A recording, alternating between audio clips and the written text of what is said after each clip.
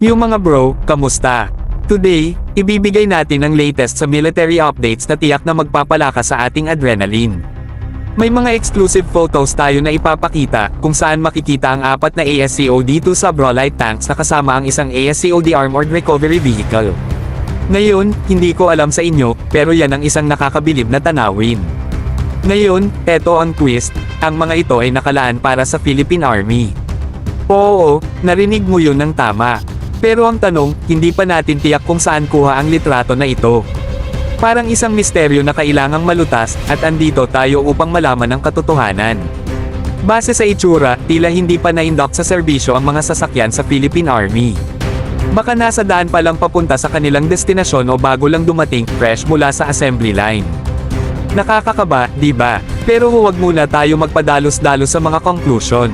Bagaman wala pa tayong lahat ng sagot, isang bagay ang tiyak, ang mga ASCOD-2 Subrolite tanks ay seryoso sa kanilang misyon.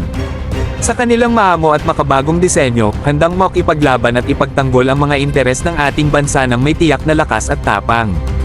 Kaya sa lahat ng mga bro nating mahilig sa militar, manatili tayong alerto at makinig sa mga balita dahil ang Philippine Army ay naghahanda para sa isang malaking laban. At sino ang makakaalam? Baka tayo ang unang makadiscover ng sikreto sa likod ng mga malalakas na sandata ng digmaan na ito. Hanggang sa susunod na update, mga bro, dahil ang adventure ay nagsisimula pa lang.